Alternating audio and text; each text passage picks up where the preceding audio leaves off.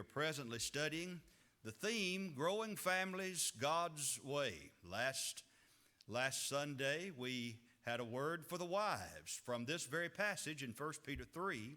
Today, you'll notice in your program, the title of the message is Some Help for Husbands. I want to tell you about an experience I had a long time ago. I had just turned 16 and got my driver's license. Not long thereafter, on a Lord's Day, I asked my parents for permission to drive our car to the next town and visit with my grandmother and go to Bible class and worship with her. Now, they granted permission for me to do that. So I remember I surprised my grandmother, and I sat beside her in the Bible class, which was in the church auditorium. And the Bible class teacher was guiding a study from 1 Peter chapter 3. And he was in verse 6, where the text says, even as Sarah obeyed Abraham, calling him Lord. And he began to talk about how we need more wives like Sarah. And that's true, we do. But he kept talking about we need more wives like Sarah who honor and respect and appreciate their husbands. There was an elderly lady seated close by my grandmother and me. And after a while, she raised her hand and she wanted to make a comment. And he asked her to please speak. And she said this. She said, I believe that we'll have a whole lot more Sarahs when we have a whole lot more Abrahams, right?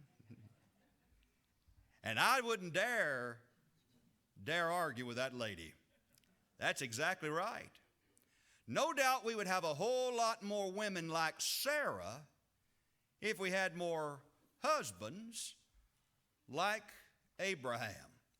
And so today we're going to be studying some help for husbands. But before we concentrate our attention on 1 Peter 3:7, which reads, likewise ye husbands, dwell with them according to knowledge, giving honor unto the wife as unto the weaker vessel, and as being heirs together of the grace of life, that your prayers be not hindered. Before we consider that verse, I want us to go back and see what happened at the beginning of time.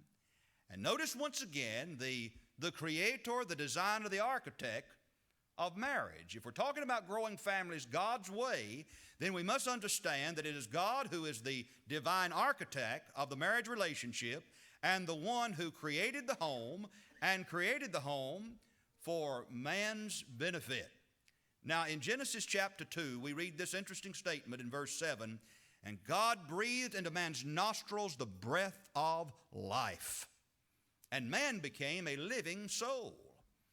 Man is unique in God's creation.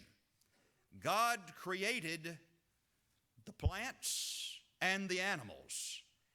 And yet, while I appreciate plant life, and I believe in conserving our natural resources, and while I appreciate and stand amazed when I consider the animal kingdom and believe that man, as one who has dominion over the earth, ought to treat animals humanely, man is above all the rest of God's creation.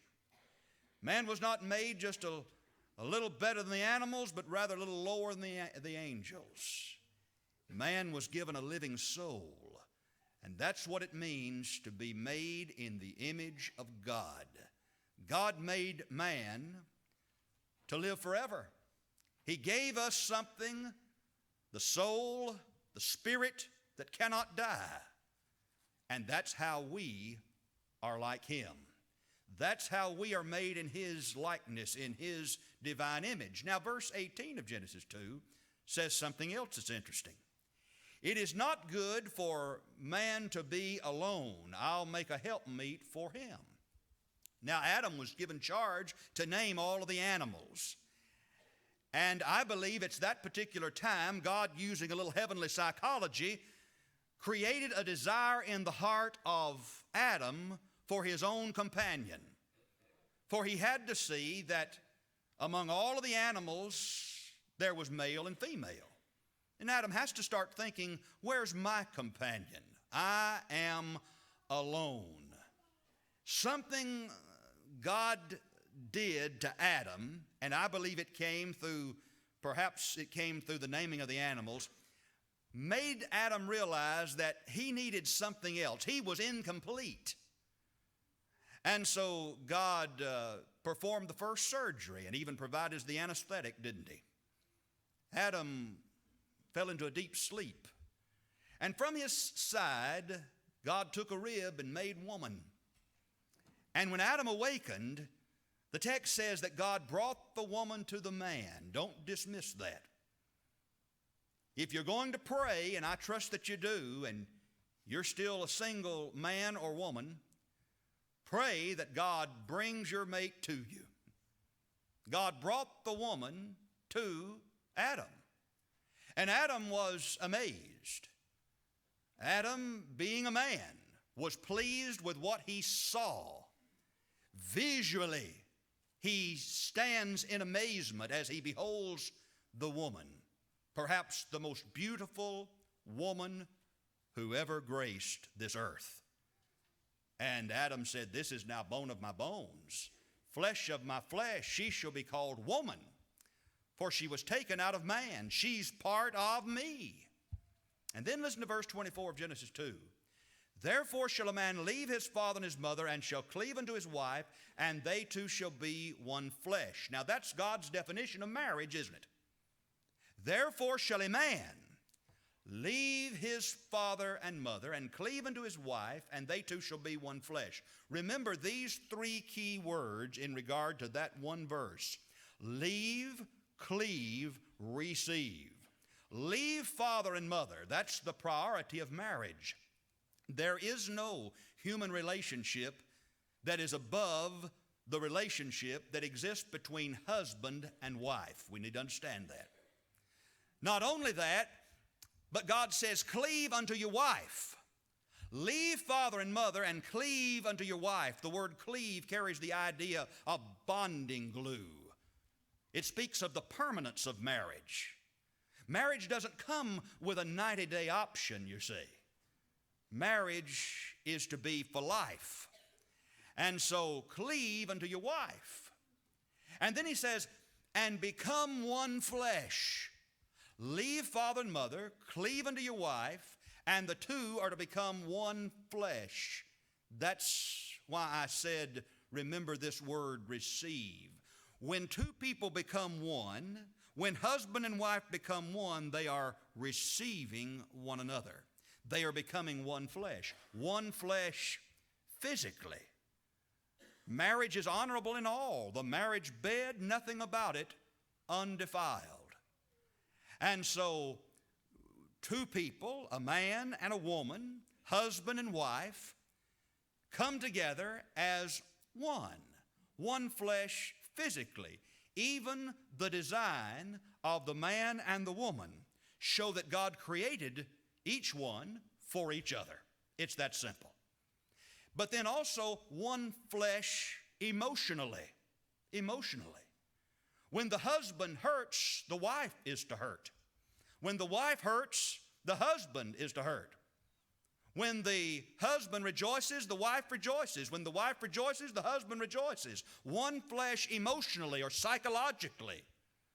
How often do you hear those in a good marriage say something like this? A husband may make a statement and the wife says, I was just about to say that. Or a wife may say to her husband, I know what you're thinking. And after a period of time, it really becomes that way.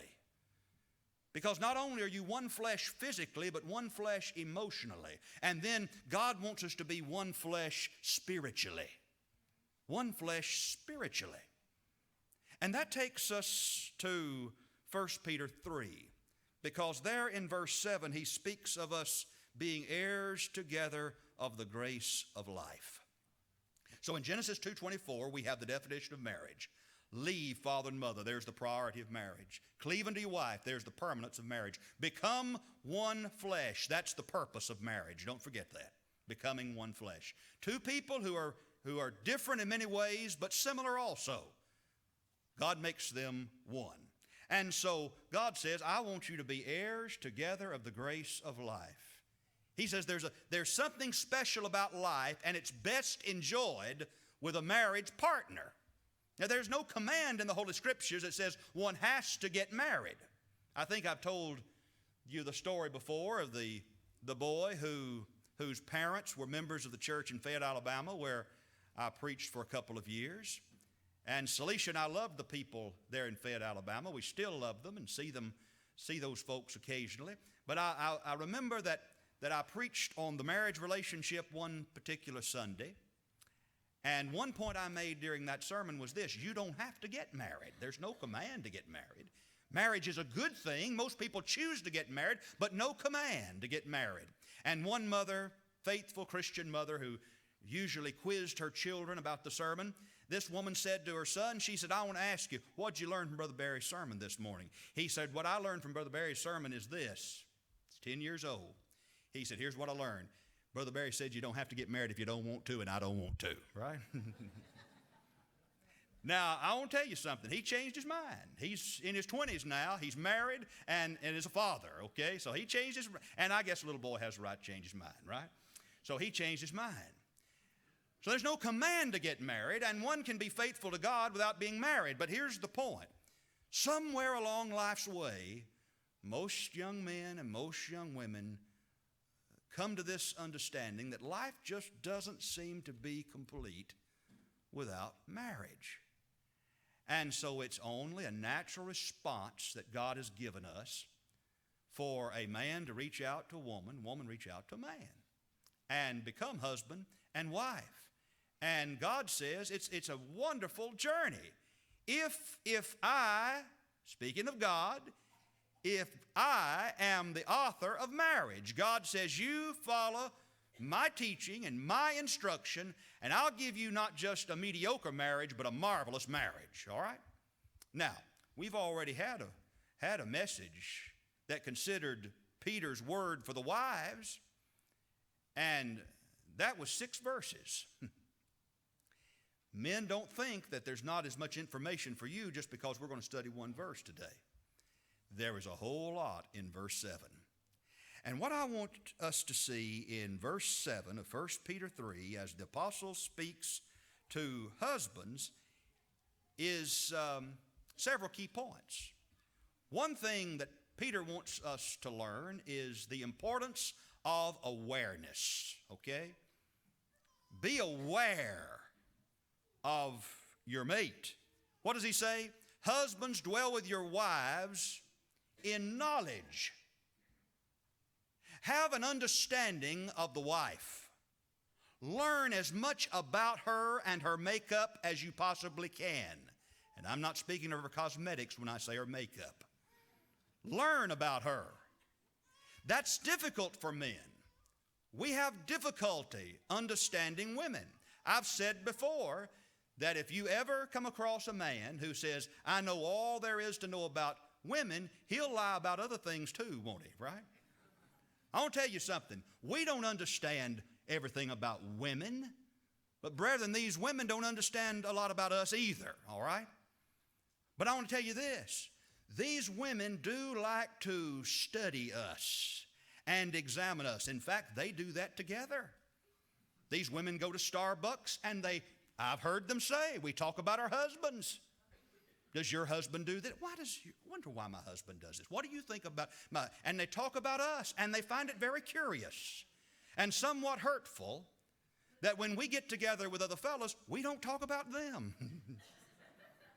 We're just not made that way. When we're together with other fellas, we talk about sports, and we talk about politics, and we talk about our jobs. And I want to assure our wives that that does not mean we do not love them. It doesn't mean we're not infatuated with them. That's just not what we do as men. But women do that. And that tells me God made women a certain way, just like He made men a certain way. And therefore, He doesn't say to the women, you dwell with those men according to knowledge, study them, figure out. She's going to do that. But men do not always do that. And so God, writing through the pen of Peter, says, husbands, Dwell with your wives according to knowledge. Try your very best to understand her. And know this, treat her right. Treat her right. Now, there are a lot of books out there on this subject. Books about marriage, books about how wives are to love their husbands and how husbands are to love their wives. And the problem is, women read those books, but men rarely do. I want to tell you something. If you're going to heaven, you're going to have to read. You're going to have to read God's book divine. And if you're going to be a good husband, and surely all of us who are here this morning want to be good husbands. If we're married, we want to be good husbands. And if we are planning to get married, we want to be good husbands. Then you're going to have to read, and you're going to have to study. And one thing you're going to have to do is come to a better understanding of God's marvelous creation called woman. You see, woman is different from the man in just the right ways. She does speak another language, and you have to learn that language. She not only speaks with her head, because the woman is an intelligent being, but also she speaks with her heart. And a child understands that instinctively, it seems.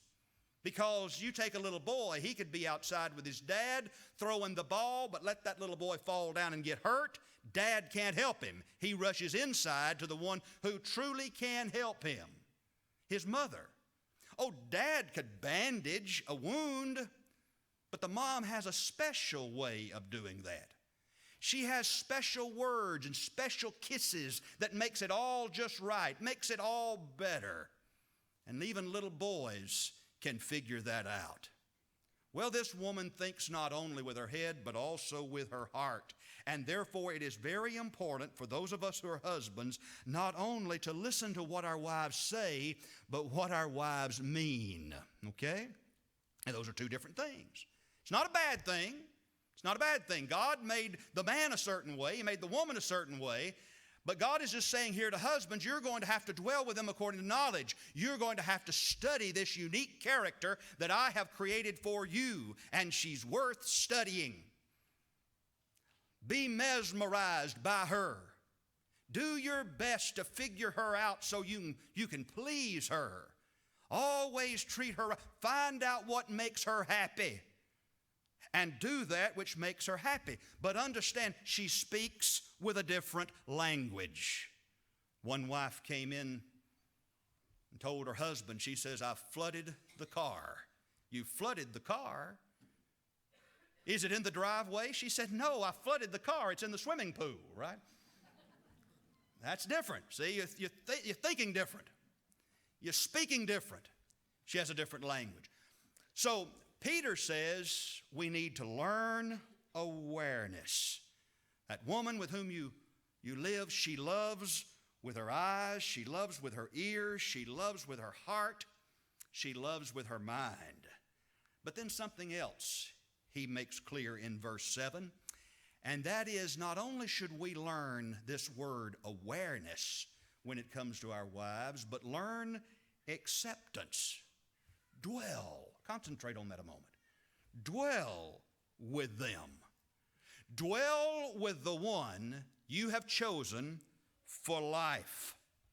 Dwell with them and enjoy that time you have dwelling together. Don't become disgruntled and in despair because you find out you are different. That's what brought you together. Most of us marry opposites, and that's not a bad thing. If you find that you are, I'm speaking to those who may be involved in the dating process, if you find that you are dating someone and you have everything in common, everything, you see things just alike, that's probably not going to last very long, I'm sorry to tell you. Because usually identical folks, I'm talking about men and women with identical personalities, usually don't get married. We're looking for someone who can complete us. Someone who can complete us. Sometimes that means finding that one who can put us in our place, right? Sometimes it means finding that one who can instruct us in ways we need to be instructed. Sometimes that means somebody who loves us enough that she can see our faults and in a very loving way says, this is what you need to do to help yourself and to help our marriage. And so God brings two people together.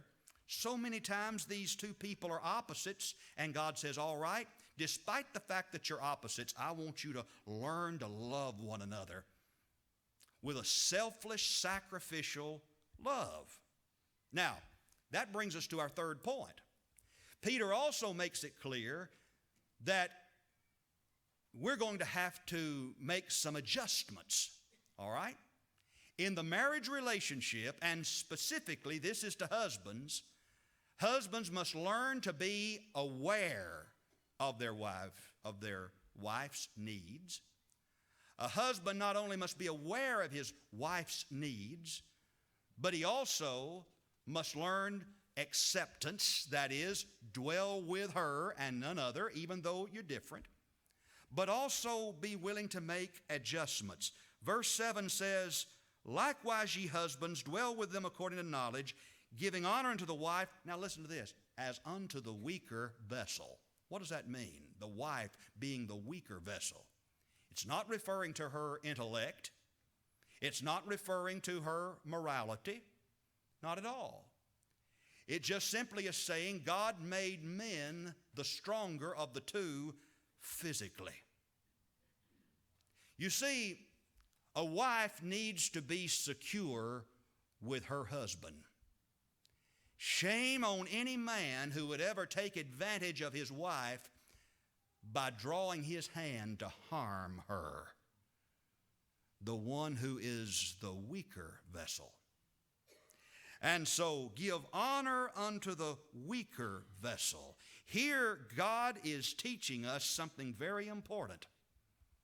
The strong one, physically speaking, makes adjustments for the weaker one, for the more delicate one.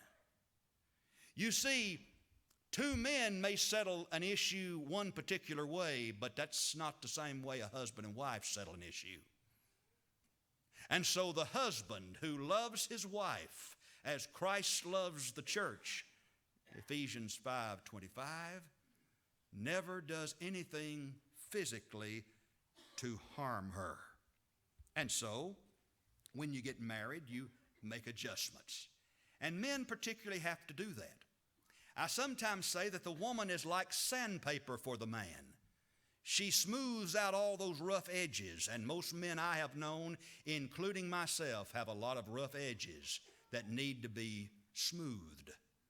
And the woman is capable of doing that. Now, here's what we need to remember.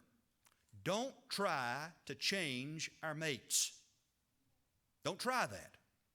The husband shouldn't try that, nor should the wife. If you're not ready to make these adjustments that I'm talking about, then it's not time for you to get married.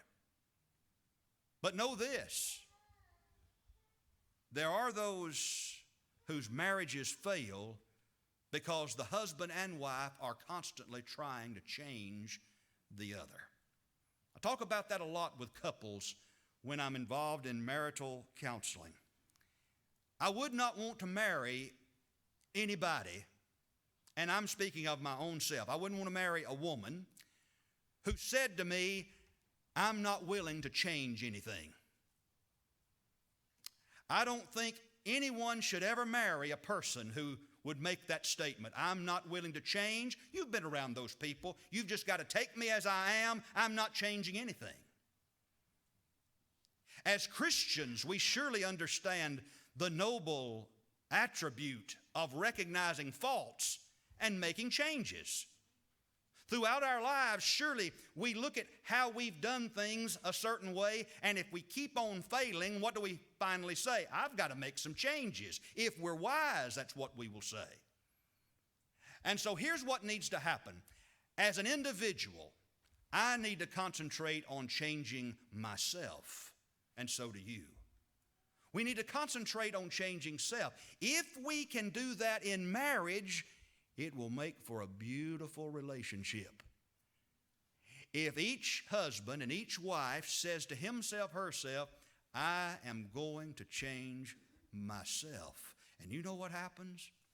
When you start making positive change in yourself, you'll start seeing positive change in your mate. And all along, you will be allowing her to change and allowing him to change. In the marriage relationship, there must be adjustments made, particularly by the men. Here's what mature love says. Mature love says, I love you, therefore I will change what I need to change. Selfish love, on the other hand, says, in order for me to love you, then you've got to change. And those marriages never do succeed. They don't.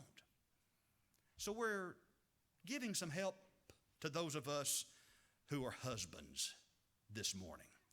Help that comes from one particular verse from the pen of the inspired Peter. He says, learn awareness, learn acceptance, learn adjustment. And then he says this, learn appreciation. That's our fourth and final word. Likewise, ye husbands, dwell with them, with your wives, according to knowledge, giving honor unto the wife.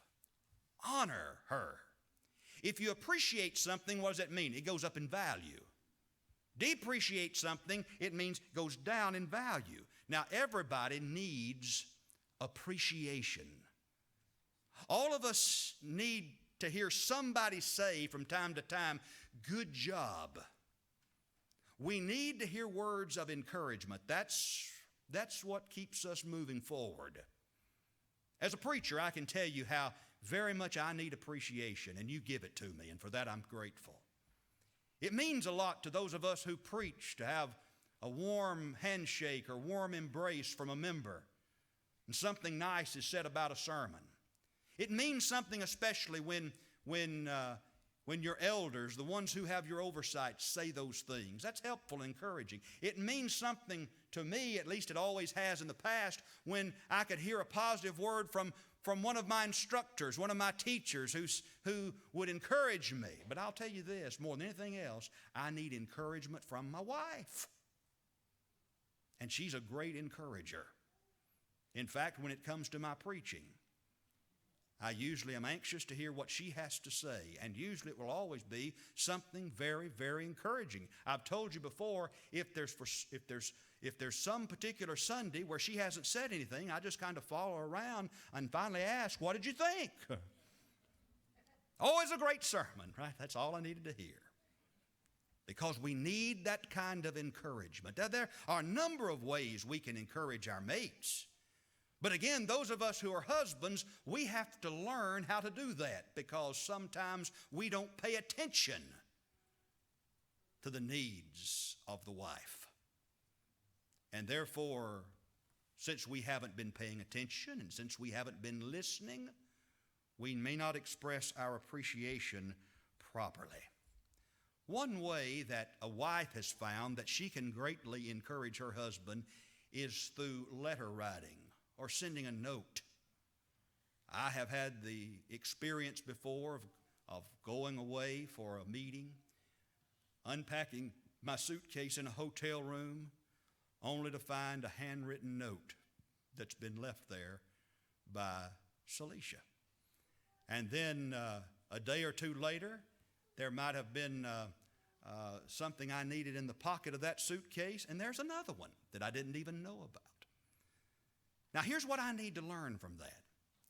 She does that for me because she knows how much she appreciates that. Okay?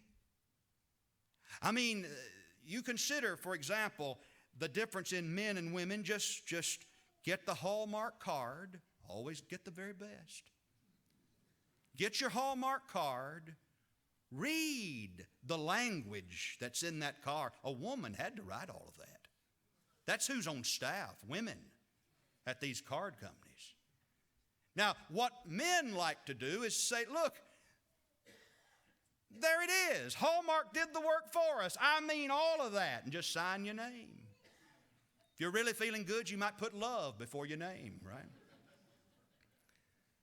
But then all of a sudden, I get this card from my wife, and there are about 10 paragraphs written by Hallmark, and then she's got another 20 paragraphs that she's written, right?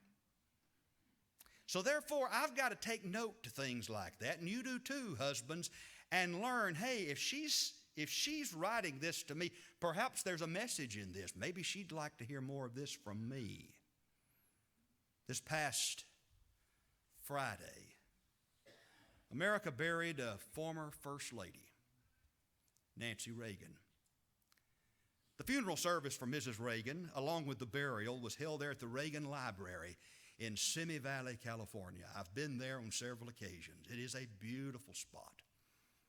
Beautiful mountaintop vista that looks out to the Pacific Ocean. And I have stood on that mountaintop for a rather lengthy time because it is such a beautiful, beautiful location. Very, very serene. And so this past Friday, Mrs. Reagan was laid to rest beside her beloved Ronnie, our 40th president. One thing that we know about President and Mrs. Reagan is theirs was a true love affair. In fact, some are now saying that it was the most romantic duo ever to occupy the White House. And all the letters that have become available that President Reagan sent to Mrs. Reagan. In fact, one of those letters was read by the former Prime Minister of Canada, Brian Mulroney. He spoke at the funeral. And the Mulroneys and Reagans were very, very close to each other because while Mr. Reagan was serving as our president, to the north of us, Mr. Mulroney was the Prime Minister of Canada. And they're very, very close and became good friends. And so Prime Minister Mulroney spoke, and he read one of those letters. It was a letter that President Reagan had written to his beloved Nancy, Christmas of 1981. And everyone there couldn't help but smile and even get a tear in the eye as the letter was read. And their present, of course, was our present First Lady, Mrs. Obama, and President and Mrs. Bush, 43, and Mrs. Clinton and Mrs. Carter, all there to honor this former First Lady. And as the cameras spanned the audience, it seemed that you could tell all were touched by this romantic couple. Now think about this just for a moment, because here is something I read in one of those letters from Ronnie to Mrs. Reagan. This is one particular letter. On her birthday, I love you 365 days more than I did a year ago, but 365 days less than I will a year from now. Does that get a woman's attention? Oh, it does. On another occasion, listen to this. With me, I live in a permanent Christmas because God gave me you. Somebody said, well, now, wait a minute, preacher. I mean, President Reagan made his living off of words. I mean, he knew how to give a speech. He knew how to write a letter. We can't do all of that. I understand, and so do our wives, but we can try. But we can try. What I'm saying to you this morning is this.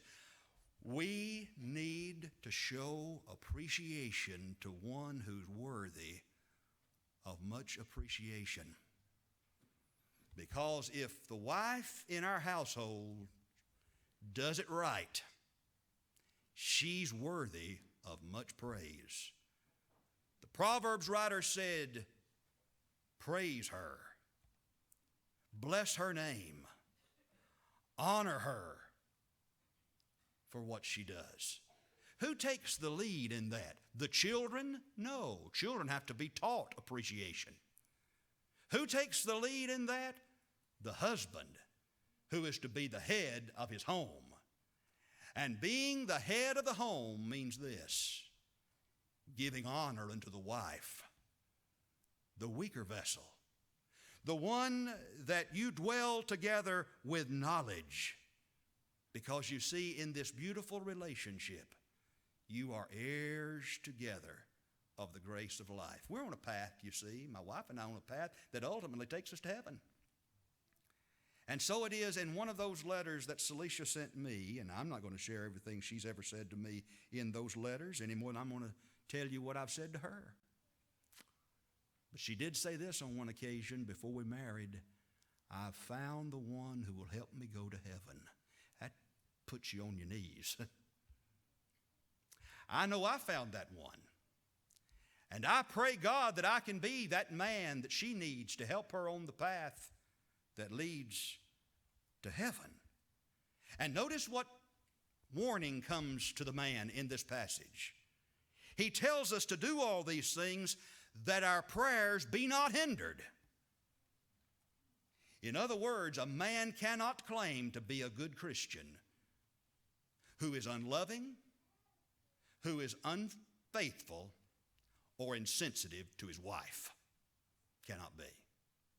That has got to be a priority. Word for the wives. Now some help for husbands. Let's grow families God's way. And one of the best things you and I can do to show love and appreciation and honor for our families is love and honor and appreciate the Lord and honor His will. And so maybe someone here today needs to become a Christian. Many of us became Christians. We were baptized into Christ because of the influence of our faithful parents who taught us and taught us well. Maybe this morning someone is here like that who says, "I'm ready to become a Christian." Maybe someone's here who says, "Well, I didn't have that, but I know what the Bible teaches, and I want to be a good husband, a good wife. I want to be a good future husband, a good future wife. I want to be, more than anything else, a child of God. I want to know the joy, the pleasure that comes from having my sins forgiven in Christ." We will help you to do that. We will help you if you as a penitent believer are ready to be baptized into Jesus for the remission of your sins. If you're a child of God who's in need of the prayers of your brethren, then don't hold back. Come this morning and we'll help you any way that we possibly can. Just let us know. Let's stand together and sing.